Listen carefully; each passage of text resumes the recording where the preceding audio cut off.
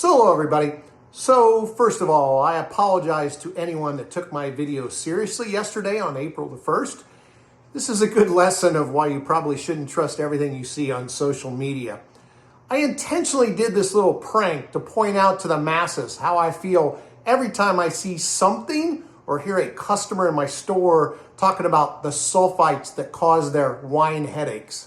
The facts are that sulfites are naturally occurring during the process of making wine. Every wine has sulfites. Yes, additional sulfites are added to most wines to help preserve the wine, but this is not an issue for 99% of the population.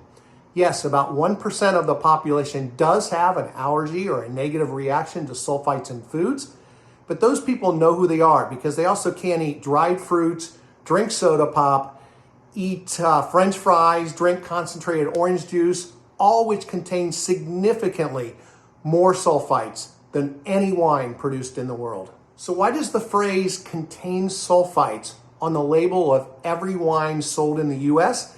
And how come wines don't say that when they are sold in other countries? Well, in 1986, as part of a political lobbyist-led compromise with the FDA around the use of sulfites in foods, all wines sold domestically were required to put this on their label. Sadly, very little other information is supplied on a bottle of wine except this mostly silly phrase, contains sulfites. As a matter of fact, the US is one of only 2 countries that I know of that have this requirement, and I think Australia is the only other one. Ironically, white wines typically have more sulfites added than red wines, so that fact alone should have killed this myth long ago. So what does cause the dreaded wine headache? Well, most likely it's from drinking too much and not staying hydrated.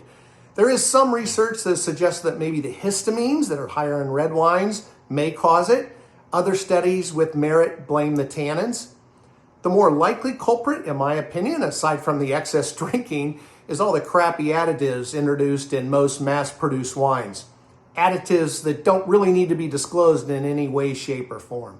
So for those of you grabbing your stainless steel spoons to remove sulfites, please keep them in the kitchen drawer and save them for the soup and the ice cream. And I purposely use stainless steel spoon because almost every wine at some point in the process of making it sits in stainless steel tanks, and obviously the sulfites aren't removed by those tanks.